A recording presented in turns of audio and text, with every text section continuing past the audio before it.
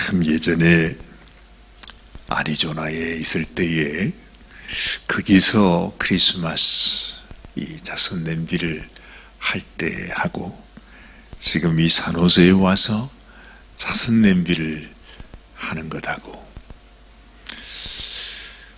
매일 하다가 보면 이제 그때 옛날 생각을 하게 되지 않습니까?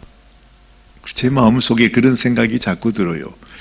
그때는 참 좋았는데, 그때는 참 오상환의 인기가 많았었는데, 사람들이 참 저를 좋아했는데, 물론 뭐 여기도 다들 좋아해 주시지만은 그래도 그 옛날에 그 생각을 해보면은 그때가 참 좋았다 하는 생각이 우리들에게는 늘 그런 마음들이 듭니다. 어제는 제가 자선 냄비를 하고 있는데 참 사람들이 밉더라고요. 하도 그냥 지나쳐 가니까 그 돈 많은 사람들처럼 보이는데 그 뭐 동전 하나 1불짜리 하나 넣는 건 그건 어려운 일이 아닐 텐데 어제는 또 어떤 분이 젊은 아가씨가 저금통을 깼는지 동전을 또 이렇게 가지고 와서 이렇게 부어주니까 그나마 참 위로가 됐었습니다. 근데 예전에 제가 아리조나에 있을 때는 아리조나 사람들은 그렇게 부하지 않아요. 뭐 미국 사람들이 다 거기서 거기죠 뭐. 그렇지만 아무래도 좀 시골 티가 나지 않습니까? 그죠? 그곳에는 또 워낙 보이는 것이 여기처럼 이렇게 아름다운 무슨 이런 꽃과 나무와 이런 것이 있는 것이 아니라 거기는 뭐 이런 나무 자체가 잘 없으니까 말이죠. 아주 그냥 가스가 그냥 슝슝 쏟아 있는 이런 선인장만 그렇하죠. 집에 오면은 풀이 있는 게 아니라 전부 자갈만 있죠.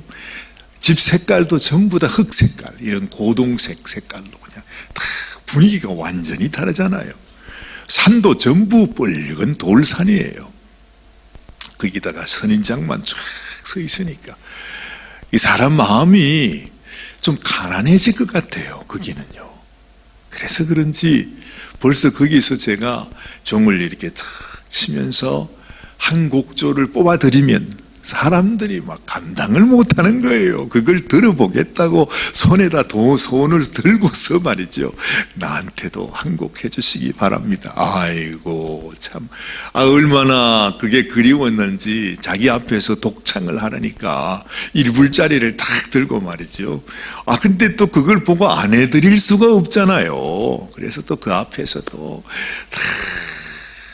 이렇게 노래를 해드리지 않습니까? 그러면 너무너무 좋아하면서 그러면서 이제 그 돈을 또 넣는 거예요.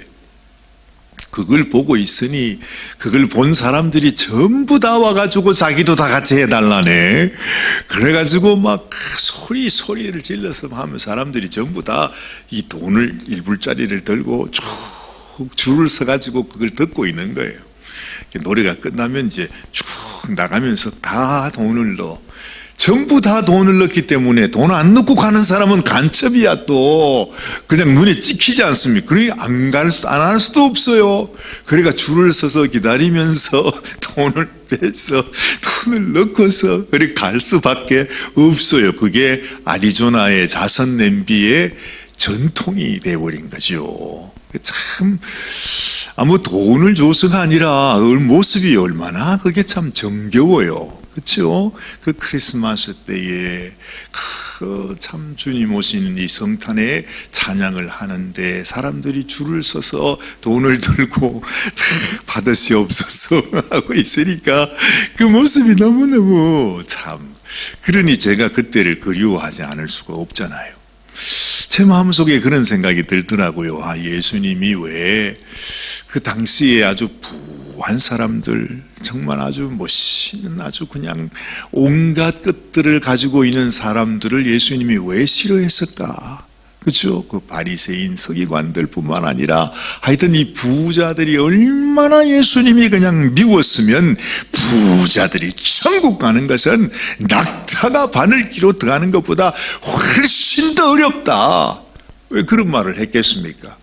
아주 밉상스러우니까 그런 거죠. 사실은 왜 비방스럽겠어요? 어쩔 수가 없어요. 가난한 사람에게는 뭔가 모르게 그 가난한 모습이 있잖아요. 뭐 겉모습이 그렇다는 게 아니라 그 마음이 그렇다는 거지. 그런데 예수님이 보고 창기나 세리나 가난한 사람, 이런 사람들 보면 친구가 돼줬다고 그러잖아요.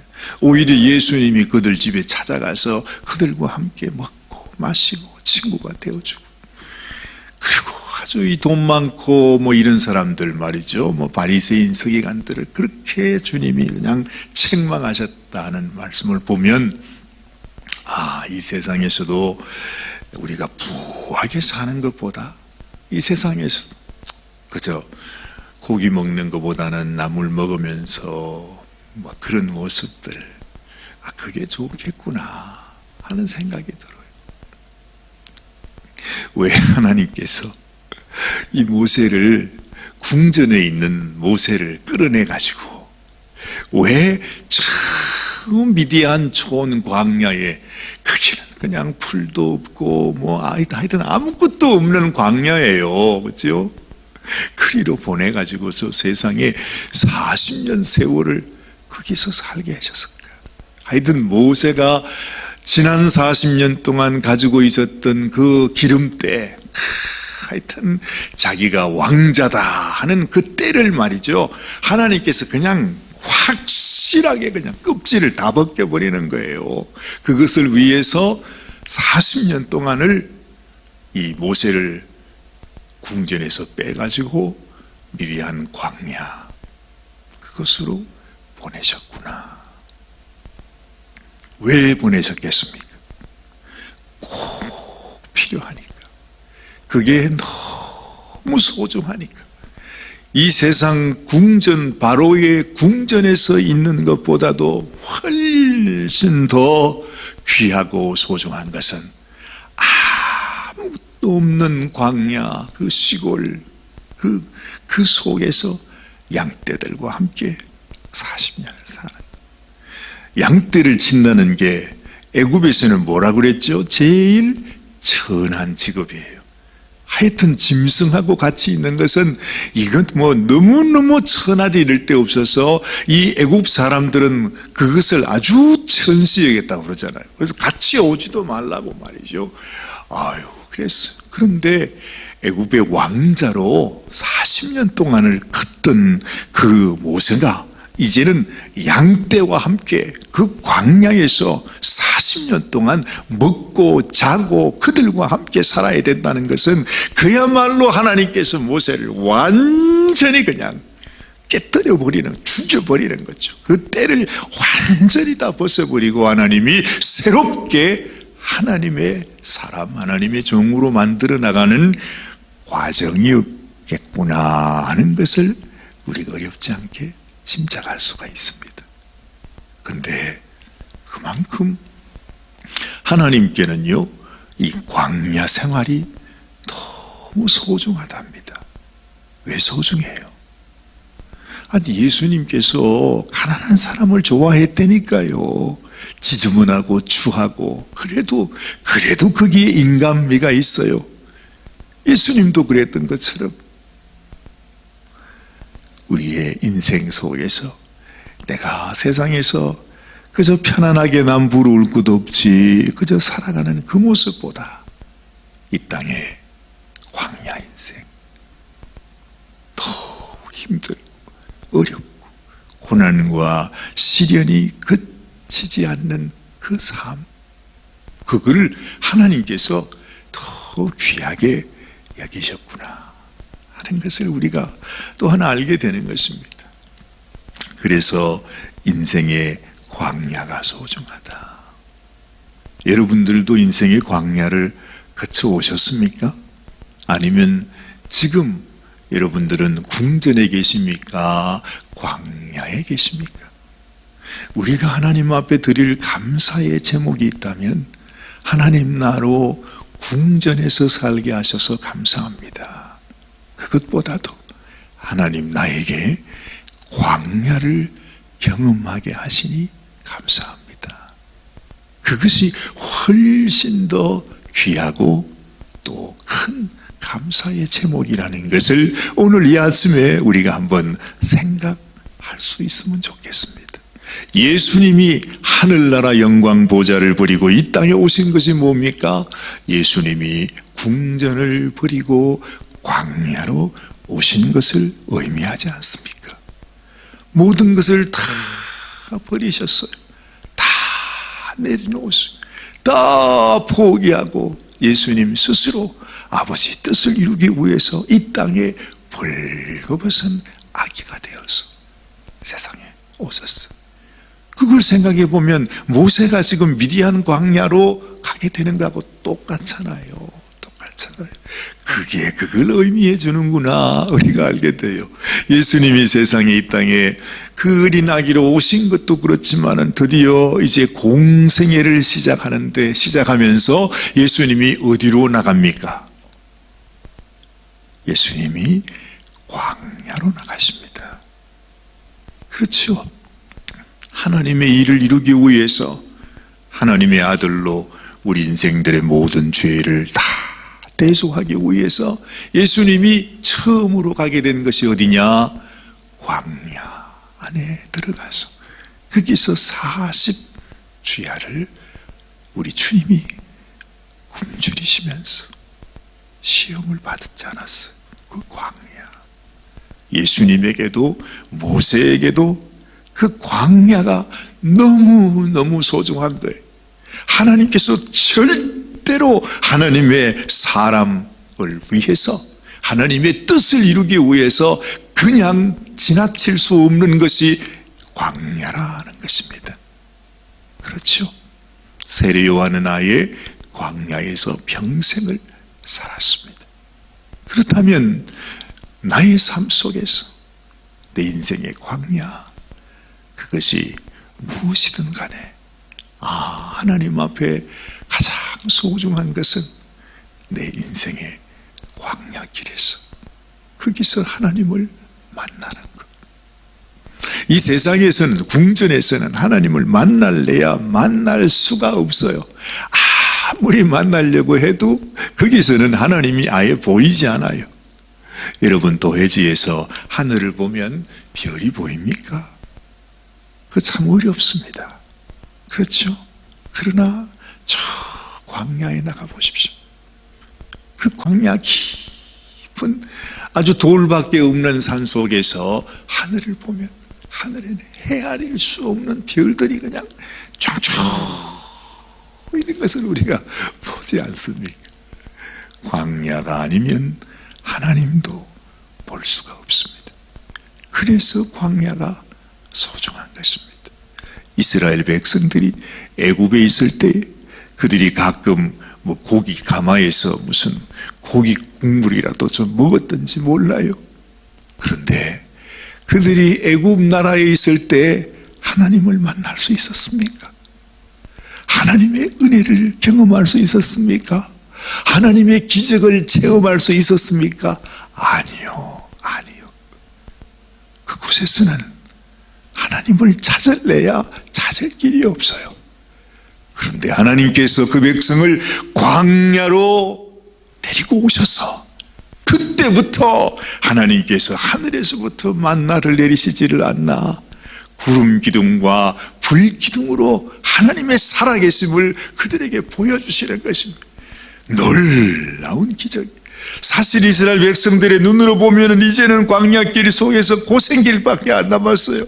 눈만 뜨면 목마르고 눈만 뜨면 덥고 잘라 그러면 춥고 온갖 모든 것들이 다 말할 수 없는 아픔과 고통과 불평과 그것으로 가득 차 있어. 그런데 거기서 가만히 다시 눈을 떠보면 하나님의 놀라우신 기적과 은혜와 하나님이 우리를 돌보시고 있음을 또한 경험했던 것을 우리가 알게 되는 것입니다. 그렇죠? 이스라엘 백성들이 하나님 앞에 은혜를 체험하고 기적을 체험하고 하나님께서 나와 함께 하시는구나 하는 것을 실제로 경험했던 그곳은 애굽이 아니라 광야였다 하는 것입니다. 그래서 광야는 축복입니다. 인생의 광야. 언뜻 보면 원망과 불평밖에 없을 것 같은 곳이지만 가만히 더 깊이 생각해 보면 이것이 축복이구나. 이것이 축복이구나. 하나님이 그 광야에서 40년 세월을 어찌했든 지냈던 그 모세에게 하나님이 나타나신 뜰기나무에 불이 붙었다 그럽니다. 뜰기나무가 뭘 의미한다고요? 그게 광야 아니겠습니까? 광야에서의 우리의 모습이 뜰기나무 같은 모습이다. 그러나 정말 아무 소망 없는 기쁨이라고는 없을 것 같던 그 뜰기나무에 하나님이 불로 임하시게 된다고 하는 것이죠. 이 놀라운 기적, 그것을 보고서 모세가 그 앞으로 나가지 않습니까? 근데 그것이 곧 바로 지금 모세의 모습을 보여주고 있는 거죠. 뜰기나무 같은 모세의 인생에 하나님께서 지금 찾아오신 거예요. 이 험한 세상에 우리 주님이 이 땅에 찾아오신 것처럼. 왜 찾아오셨어요? 우리를 부르시기 원해서.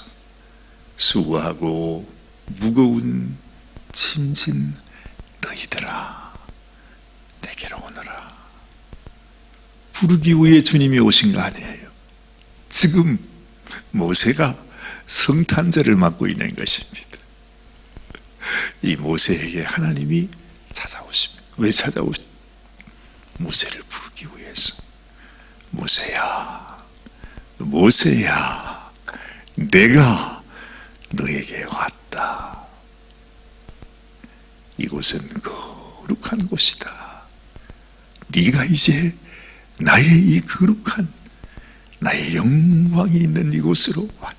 비록 이 세상이 광야요, 이 세상이 변함없는 천하고 천한 그 삶 속에 있다 할지라도 하나님의 영광이 임하는 곳이면 그곳이 거룩한 땅이 된다고 하는 거죠. 험한 세상 속에서도, 광야 같은 세상 속에서도 이 광야에 계시는 하나님, 광야에서만 뵐 수 있는 그 하나님, 그 하나님을 우리도 뵐 수 있게 되기를 바랍니다. 우리 눈에 이 광경이 보여야 합니다. 뜰기나무에 임하신 하나님의 그 모습, 나를 부르시는 주님의 음성, 나의 이름을 부르실 때 내가 여기 있습니다. 하나님 앞에, 하나님 내가 여기 있습니다. 주님 앞에 나아가는 그런 우리들이 되었으면 좋겠습니다. 기도하십시다. 하나님, 오늘도 우리를 찾아오신 하나님 앞에, 우리의 이름을 부르시는 우리 주님 앞에, 주여 내가 여기 있습니다. 하나님 내가 여기 있습니다. 이제는 뜰기나무 같은 아무런 매력도 볼품도 없는 모습이지만 이런 나를 찾아오신 하나님 앞에서, 하나님 내가 여기 있습니다. 아버지의 뜻을 따라, 아버지의 말씀을 따라 순종하며 살아가게 하여 주옵소서. 하나님 앞에 우리의 마음, 우리의 온 믿음, 우리 모든 인생을 주님 앞에 올려드리고, 오 주님, 이제는 내가 이 세상 사람으로, 이 세상에 속한 자가 아니라 하나님의 말씀에, 하나님의 사명에 붙들려 살아가는 하나님의 종이 되기 원합니다. 주님, 우리를 사용하여 주옵소서. 우리 가운데 임하시옵소서. 우리 가운데 역사하시옵소서. 하나님 당신의 놀라운 일을 이루시옵소서. 하나님 앞에 기도하는 저희들이 되게 하여 주옵소서. 하나님은 어느새 한 주간이 이렇게 지나가고 또 이렇게 우리의 삶이 지나가게 될 터인데, 아버지 속히 진실로 주님을 만나고 주님의 음성을 듣고 주님 앞에 주님 내가 여기 있습니다 하고 고백하는 우리 모든 성도들이 다 되게 하여 주시옵소서. 오늘도 우리를 축복하시고 우리를 통해서 놀라운 선한 일들을 이루어 가시는 하나님 앞에 감사와 영광을 올려드립니다. 우리 성도들 기억하여 주시옵소서. 병상에서 또한 어려운 형편에서 아버지 참 말할 수 없는 슬픔 속에 또한 두려움 속에 있는 우리 성도들도 있을 것이고, 주님 정말 어렵고 힘든 가운데서 고민하며 살아가는 성도들도 계실 것이고, 자녀들로 인해서 마음 아파하는 우리 어머니들도 있을 것이고, 여러 가지 모든 문제들 앞에 원망과 걱정과 염려 가운데 붙들려 살아가는 우리 성도들 있을 터인데, 하나님 인생의 광야에서 오히려 살아계신 하나님을 만나고 하나님의 음성을 듣고 하나님 앞에 우리 자신을 온전히 올려드리는 저희들의 삶 되게 하여 주시옵소서. 우리 모든 성도들을 하나님께서 축복하여 주시옵시고, 이제 얼마 남지 않은 이 자선 냄비 사역도 끝날 때까지 아무 사고 없이 잘 마칠 수 있도록 하나님 은혜를 더하여 주시옵소서.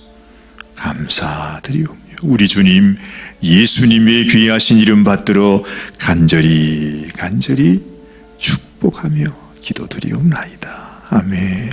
아멘.